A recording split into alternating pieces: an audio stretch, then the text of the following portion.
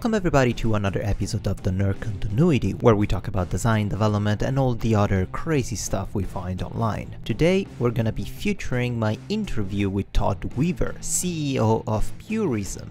Purism is a hardware and software company based in California that manufactures laptops with their own PureOS Linux distribution, tablets, and it's behind the massively successful Kickstarter campaign to build the first ever ethical smartphone in the world, the Librem 5. Just to give you an overview, the goal of the campaign was $1.5 million, and they ended up raising $2.6 million and some change. The project was funded by almost double of the original goal, which means the public is extremely interested in this.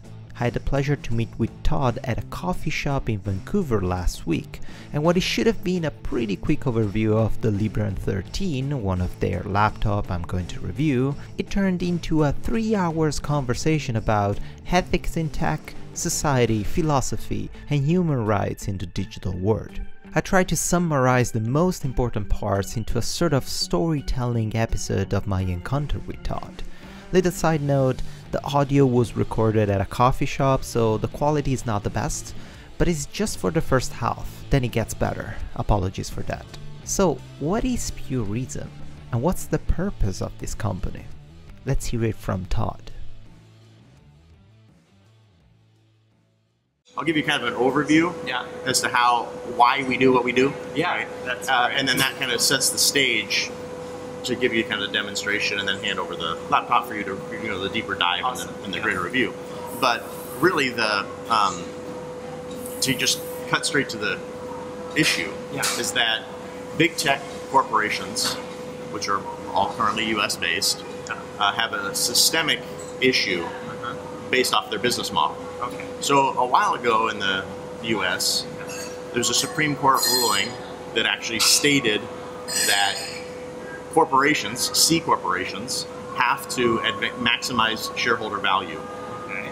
So what that means is that any given decision that those corporations, if they have the option to say mine your data for a penny versus do something ethical, right? They must mine your data for the penny, because they have a fiduciary duty, and the board of directors can get sued, the executives can get sued by the shareholders to say, hey, wait, hold on, you didn't do that. And it's not theoretical, this has happened, and it's precedent. Okay, so that same systemic issue of maximizing shareholder value is a root of why we have all of these unethical services today. Wait, what?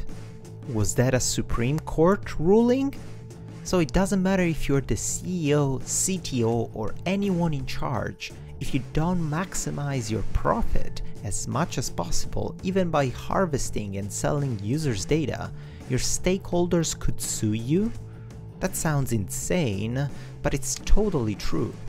So how can Purism not follow this behavior, stay profitable, and not fall behind unethical competitors? So what Purism has done is we've actually said, we're not just going to put out like a laptop that can run a GNU OS, right? Or or just put out Free Software Foundation endorsed operating system, right? And we're not just going to put out, right? So we're not trying to solve like the little fluffy issues on top. We actually have gone straight to the systemic issue, and so we, as Purism, have formed as what's called a social purpose corporation. And what that means is that we've solved the systemic issue, which is that if given a choice of mining a user's data versus, making an ethical product, we, as our articles of incorporation state, must advance the ethics of digital society. So that decision manifests itself in everyday decisions that we advance with our company. So be that with regard to so we do really three things as a company. We manufacture hardware, and then we have PureOS and the software that is associated. And then we have a third area we're coming out with, which is going to be services. We're going to be calling Liberty. So these Liberty services, and so you can imagine that is a similar business model to like Apple, where they manufacture hardware, the operating system and software, and the store, and then they also offer these bundled services for convenience. So what we're doing is we're taking the same approach, but by doing it where we're rooted in ethics, that is where we have this bigger movement, which I'm sure you're well aware of, is that, you know, we kind of have the large pendulum of protection and rights, which I call human rights online or digital rights, right? These are ethical values that we have as a society. And the issue is the big tech corporations do not align with those values. And so this pendulum has been swinging away from the big tech corporations' approach to things. The problem why there's not as much adoption is because there's no convenient alternative. Yeah. It says, oh, great, right? So the entire, like, you know, Cambridge Analytica Facebook issue, where it was all like delete Facebook instead of switch to something ethical, yeah, exactly. is because the current ethical options are not as convenient or well known. Yeah. And so and that also goes to all the other areas, from a hardware standpoint, 100%. to an operating system standpoint, to an application standpoint, to services. So it's the entire bundle. So what Purism does is we've solved the systemic issue because we're based and rooted in values that we as society have, and we've established those. So every decision and every product we produce is going toward improving the society. And so, but we are based off of two real words, which is convenience and control. So what we're doing is we're saying we're stripping away the control from big tech, big government, right, and moving it into the hands of the individual. Yeah. And we're doing so because we acknowledge that the reason that everybody has given up all of their control is because those products are super convenient. That's right? true. Yeah. So we have to solve the problem by making convenient, ethical products. So then you can say, oh, great, I'm just going to participate in that because it's ethical. We're willing to give up on our freedom because it's convenient. That's a really hard truth, but I think we're all guilty of that. At this point, we started talking about the Purism business model, a model rooted in ethics which won't allow them to exploit users for a bigger profit. And the next question came pretty naturally. Is this a sustainable business model? If everyone else is playing the evil game, would Purism be profitable enough to change things and offer valid alternatives for the users? We can clearly have a very successful business model because of those things that we charge for, right? Historically can have healthy enough margins to be able to grow. Yeah. The couple things that, and so I'm a connoisseur of business models, okay? And so, but what I've done is I refuse to exploit an individual or harm an individual to get there, right? And so, one of the problems that we have today is that in the digital world, right, we don't have really any rights. In the physical world, we've had centuries of legal precedent that has brought us to where we are today. And we can still make improvements, right? So this from a doing harm to another standpoint, if we just take that as kind of this root of value, right? Then what we see in the digital world is these big tech corporations are utilizing the individual as sort of a digital slave of their data, right? Digital currency. Yeah, so enslaving the people is doing them harm. And so what we have is in the physical world, we have laws, you can't trespass, you can't steal someone else's data, you can't put a webcam on someone's window and spy into their bedroom, right? There's laws against that. Yeah. But in the digital world, all of that's fair game. You have Not to only put that, a Band-Aid in front of your webcam. right, and that just stops one of these many threats, right? So with your cell phone, right, you're leaking valuable information every millisecond, and the laws are not there to protect us. So what we need to do is solve this problem as both, saying what are our values and trying to change regulation, right, to say catch up to where society's at technologically, and let's have it just align. Let's just simply align our physical rights with our digital rights. No trespassing, right? Have some privacy protection. Okay, then what you'd see is these big tech corporations have to say, oh, look at that, we can't exploit and enslave our users any longer because the laws have advanced. So society wants us to advance there. The issue is that these big tech corporations are going to do everything in their power to have us not advance. And they're doing a great job so far of not having us advance. So what we have is that root problem doesn't mean that all other business models cannot sustain. Okay? Because it's clear that you can have margin on hardware. Yeah. Right. You can have services that people are willing to pay for, such as increased storage, a phone number, data. That companies can be very large and grow and influence change. So what we have is we have a business model that can be rooted in ethics, and then as we grow, then we can influence the supply chain, influence everything else that we're involved with, because we now have the money to be heard. So we can actually have a conversation with Intel that isn't, we're just a couple of people that are believe in digital rights. We're actually, no, we're buying your product. We have this much volume. Listen to us now. You must make this change, or we'll potentially go somewhere else. But in most cases, they would just acknowledge, like, hey, you're a buying customer. Great, we'll listen to what you have to say. And that leverage is actually really important. That makes sense. Even if the growth is slower, you can have a growth. You can gain acquisition power. You can leverage your position to request changes to other manufacturers. It's tough, but it's definitely doable. Everything that Todd is saying sounds kinda natural in the outside world, right? You deserve to know the truth, you deserve to not get spied on, you deserve to be able to keep your private information private. But that's not the case at all in the digital world. At this point, my mind starts to wonder, how in the hell did we allow this wrong behavior to go on so freely?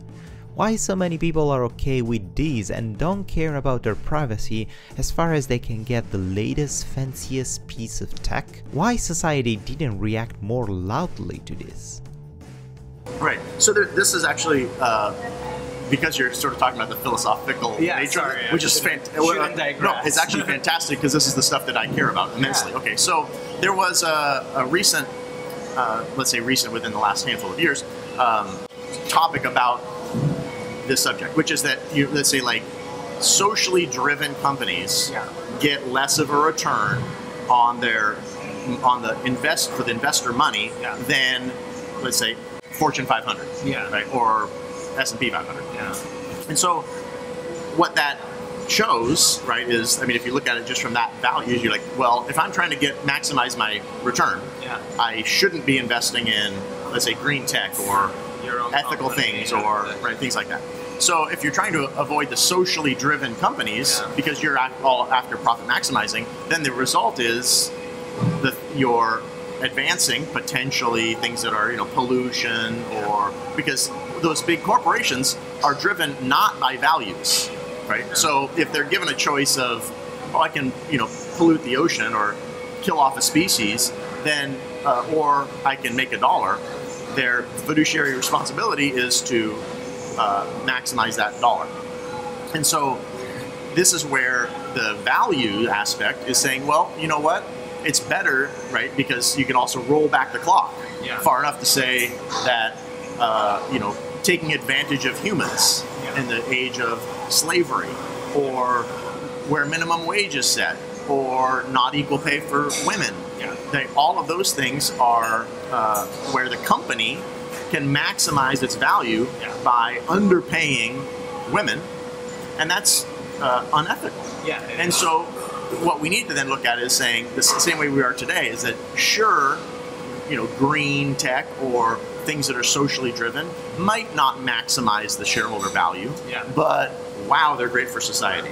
And so we need to have laws catch up to where those, so basically what we're saying is, we as a digital society want to fund and advance things that are going to help the overall society and not enslave our digital data. So by doing that, it means that we recognize that we probably are not going to make as much money as we could currently enslaving that data. But that, in my opinion, is wrong, and we should be allowing for a society that's ethical. So that's where I acknowledge that we don't need to be as the #1 largest tech giant. What I'd love to see is that as we continue to grow, and if we end up getting to be the largest tech giant, then what that means is that all the others have diminished, and they've actually had to try and shift their business model or modify to become ethical, because we can't compromise to exploit users' data. So it's a, you know, I feel like it's a good sort of philosophical discussion to say, you know, why it is that we're doing what we're doing. Yeah. Because then you realize that, oh wow, if I buy a laptop or a phone from Purism or subscribe to the services, that I'm actually helping society become better and more. Just like the Vulcan proverb, the needs of the many outweigh the needs of the few. We should really think about that.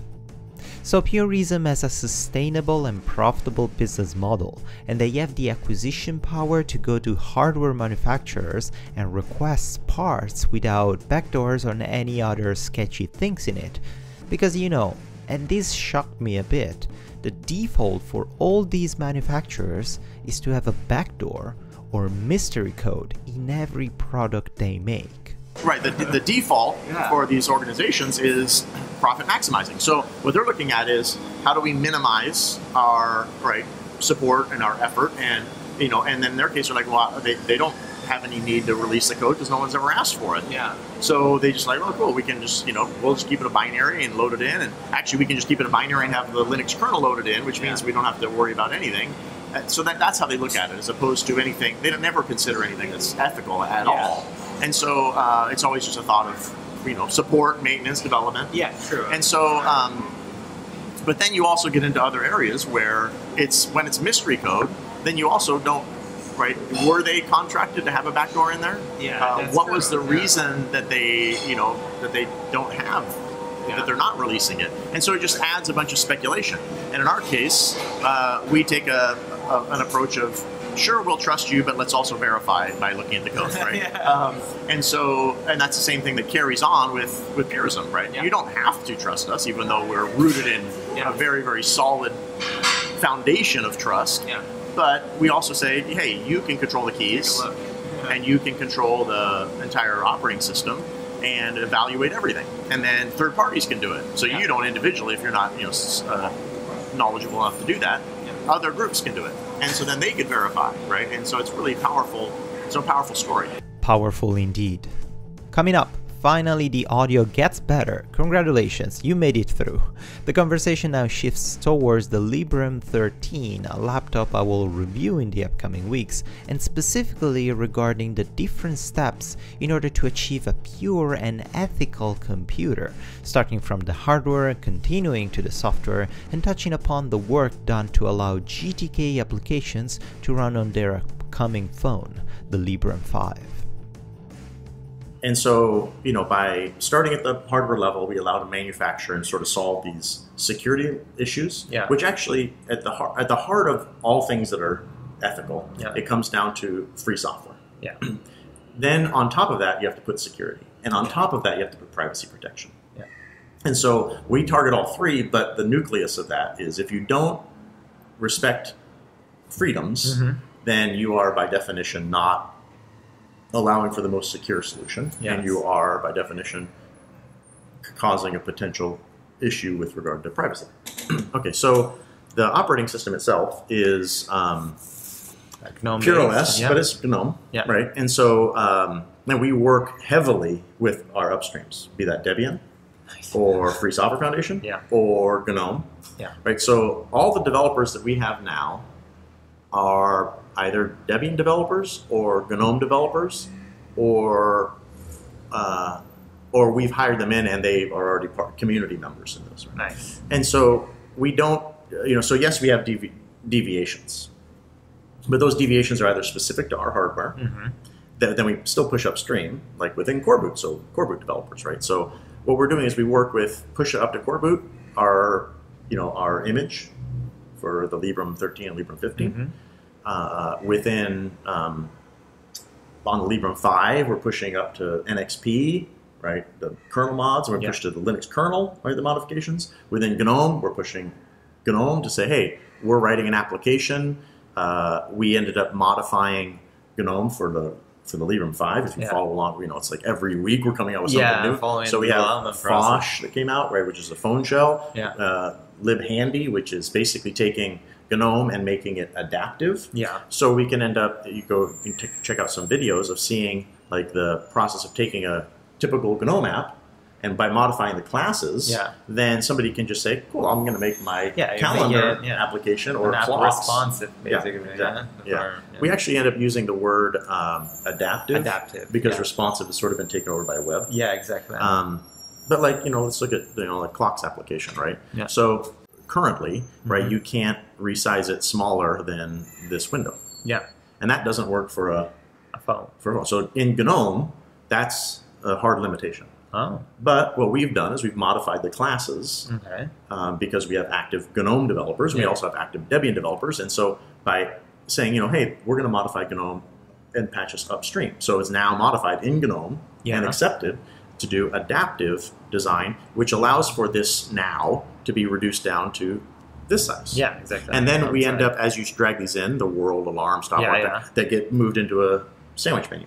Yeah. And so then you can click the sandwich menu. And there's videos of Adrian who's advanced this an awful lot on our side. Purism will release the Librem 5, their ethical smartphone, around April of 2019. Lots of companies tried to tap the mobile market and didn't succeed, and one of the most obvious is Microsoft. So my question at that point was, what makes you think that Purism can step into the cluttered smartphone market and chip away customers from iOS and Android? Are they worried by the fact that not even Microsoft, with all the resources and money in the world, was able to do it? A couple things is there. Typically in those cases, there isn't like one answer. It wasn't right. So it wasn't Microsoft failed because they didn't have a bunch of applications. That's one bit of it. Which is why we get asked, how many applications are you going to have day one? And so our response is, we're going to have more than Apple did when their iPhone came out, right? Yeah. So, Apple didn't have any application. We're going to grow, and we understand how we can grow to get there. The other thing is that, so the things that kind of surround where you're at is that we are completely committed to the platform going forward. Yeah. Whereas Microsoft just decided, they're like, abandoned, right? And so, as opposed to like thinking, how can we create an ecosystem and a platform and get people involved and excited and around. And so, we aren't in any way like what Microsoft attempted within their mobile space. Instead, what we're saying is, there's a large enough movement of people that are interested in not Android, not iOS. And that movement, backed by an organization that is going to be aligned with their beliefs, means that that's a really unstoppable force. True. Whereas in the Microsoft world, it is, well, I'm just going to use this other evil over here, Android, because it's working. Right? There isn't like a systemic belief change to say like, I'm going to use Microsoft. Microsoft literally has to compete head-to-head on applications and usability and install base and phones and et cetera. That's true. And so so when somebody's looking to buy, right, the reason why they would buy Windows over Android is those reasons you brought up. Right? Application, UX, install base, et cetera. The reason people buy from us is because we have a reason why we exist, and they'd be like, I believe the same thing they do, which is digital rights are important. I don't want the duopoly. I want to actually control my own device. I want to have things be easy to use. I would like to share this. I'd like to get it for my kids or my 100%. Uncle or right. And so those are things where we can, by making it convenient and still respecting that early on. We're talking about making a phone call, opening up a web browser, getting a text message, and having email. That that's most use cases. But then when someone says, "Hey, I'm on whatever proprietary walled garden application," then we say, that's not. You can open up a browser if you require to go do that, but that browser is going to be running in isolation and can't taint the rest of your system. Which is still ethical and way, way, way better than what you have now. So yes, you can still participate in that garbage, but Purism, we're advancing, and another thing we're going to be announcing fairly soon is what we call Liberty. And now Liberty is going to be a suite of applications that are communication, storage, that are all on the ethical side. And what we're doing is, in the free software world, the ethical choice is decentralization. The problem with decentralization gets to one of the hearts that I care about, which is convenience. So decentralization tends to also couple with decentralization of brand. Yeah. And that's a real problem. So what we're doing with Liberty is we're bundling all of these services together under one domain. Yeah. And you can just register for one account, but you get all of these services bundled together, right? Email, social media, phone calls, cloud-based postings, sharing, all of it lumped into one account. And then, and that can be a centralized brand using decentralized services. A centralized brand using decentralized services. That sounds really interesting. That sounds really intriguing. Todd was really confident and thorough in answering all my questions, probably because he got asked the same questions 1,000 times. And at that point, my curiosity spiked.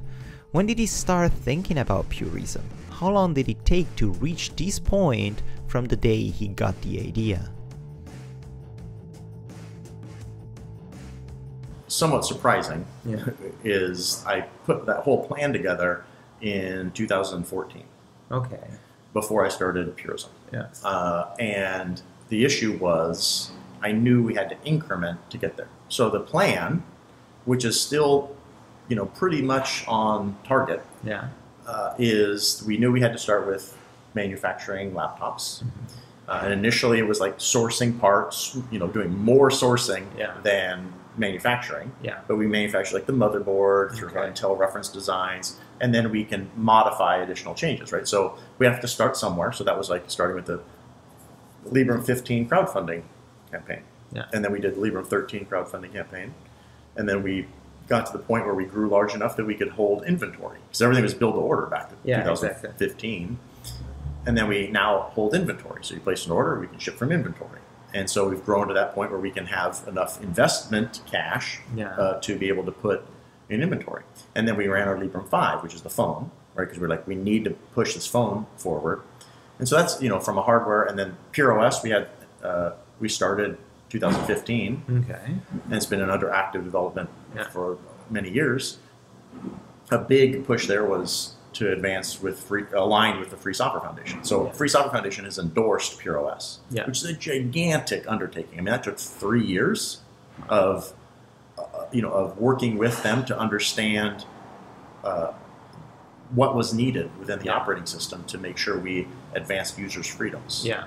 Meaning, not just like no binaries, but also not recommending non-free services or software, because that is like taints the system. So we have a completely pure system, why we call it Pure OS. Yeah. And then the next piece on top of that has always been to add what we call a purist standard, which is basically saying it follows free software, right? So it respects people. Yeah. It's decentralized, so that you can self-host it. Uses encryption, end-to-end encryption, so that way you control the keys. Yeah. And this purist standard allowed us to then, which we've been working on for a number of years already, and we have sort of some beta testers, and then we're going to be launching Liberty, which is the brand behind that, within the probably the next couple months. And that process was all established in early 2015. Almost 4 years after the original plan, Purism now offers ethical and convenient alternatives in terms of hardware and software, and it's ready to release the first ever freedom-based smartphone. Now it's all about competing with other tech giants, which, by the way, they're not unaware of this privacy-focused movement, and they're not ignoring the users demanding privacy and security options on their devices. But the problem is, they're not really solving problems. They're just putting a band-aid on a much bigger issue while trying to confuse the audience by misusing terms on purpose. So they just use, what they're doing is they're taking, they're watering down an important word like privacy and security. Yeah. But what they can't ever water down is to say that they're ethical, right? Or that they are freedom respecting. That's true. Or that they care about your liberty. And the reason is because, so while Apple can say, we don't, our business model is to sell hardware, okay, but their business model is not just selling hardware, it's also to lock you into their vendor system. Yeah. It's also to advance you signing up for iCloud and storing your data and using their app store, not allowing you to install any other apps from anywhere else. So when it's disingenuous for them to say these marketing terms, but they have so many huge supporters and fans of their well-built hardware that they an easy-to-use operating system that they're just like, yep, great. I'm just going to believe it because it came from their mouth.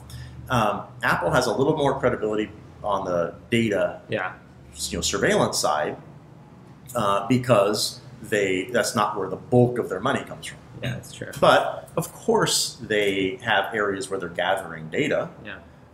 And so the issue is it's a slippery slope. Whereas Google's entire model is to know as much about you as possible. Same with Facebook. So in those cases when they can say, yeah, we use end-to-end encryption so we don't have visibility to your messages, that it's disingenuous because they still have you locked up into this into their ecosystem, and they know who your friends are, and you still access the rest of their ecosystem where they can gather up as much information about you as possible. They know when you use it, what you use it, how long you use it. So knowing when you say, oh yeah, we use encryption, so therefore we protect your privacy, I don't believe is going to be accepted long term. Because the root issue is, do you care about my values and society's values? And the answer is no, they don't. But how do they compete with others in terms of marketing? Purism is definitely a well-known company in the open source community, but I wouldn't be surprised if more than half of you listening right now never heard of it. And by the way, if you never heard of Purism, send me a message and let me know. So how do you gain attention and compete with the massive marketing budget of all these other evil corporations? The biggest challenge that we're going to face is the marketing budgets of big tech. It's not actually them shifting their business model to be ethical or to care about the values of people. What it is going to be their marketing budget to say, what they're doing is they're going to, and they already have, they've watered down the word security. They've destroyed the word privacy. Facebook will even come out and say, we respect your privacy. So, so when that means that when I say we respect your privacy, they're like, yeah, but really? And, and it's like, no, we actually do because we're ethical and we care about your values and we're advancing values that we believe are in the physical world that should apply to the digital world. And so, and then the other piece is that you can actually look at our source code to verify that those claims are true.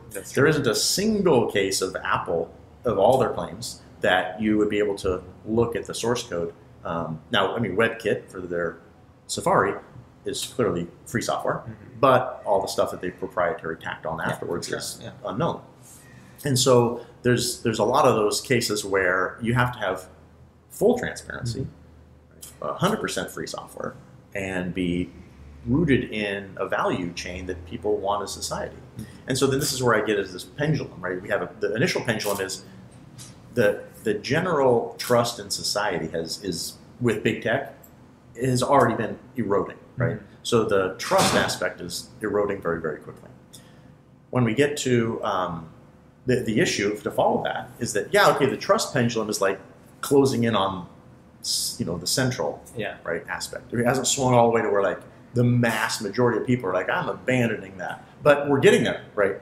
With every new leak that comes out about personal data, and most recently the Google Maps offline mode still tracking you. Oh, yeah. Right? Okay. Yeah, it's like and those types of things are just going to continue. And these are things that are like all known to the hardcore audience, but these are things as the zeitgeist becomes aware, right? That pendulum's already been moving. The issue as to why we don't have mass adoption is because there isn't convenient alternatives, and that's what we're pushing for. So we know that like as the pendulum swings, we're going to be right behind it saying, here's some ethical alternatives, and then that's what we'll actually see. But I already know like the Apple and Facebook and Google and Microsoft and Amazon and the big tech groups are going to continue to push their marketing to diminish the words that are they have a massive budget just for marketing. And the majority of the cap that they put on the hardware that they sell, it's just for marketing. Yeah, that's right. So in this case, it's going to be where an average person, when we come in and we say, here, use this Librem 5 phone, we say, why? Well, we respect your privacy. Like, yeah, but Apple's told me yesterday that they respect my privacy. So in that case, we can't compete on the words that they're going to water down. Yeah. Because there are sort of back doors for them to water them down. Yeah. Where they say, oh, yes, we respect your privacy because we use end-to-end encryption. It's like, okay, but that's literally 1% of the problem. You're taking advantage of me on 99% of the others. So what we need to make people aware of is sort of the value chain and the values and the ethics behind digital rights. So you're in control. You're in control. You can be in control. This was an eye-opening interview for me where I learned so much and I started rethinking about a million different actions I could take to avoid harming myself, my privacy, and the privacy of the people around me. And what about you? Do you agree with Todd? Do you care about your data and your privacy, or you're one of those people that stand behind the statement, "They can't spy on me because I have nothing to hide"?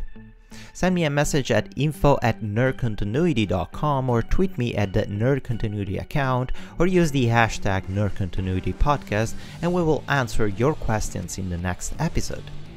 A big thank to Todd Weaver for his time. You can check Purism with all their hardware, software and constant updates about their upcoming phone at the web address Purism, that is PURI.sm. Thank you all for listening, and I talk to you in the next one.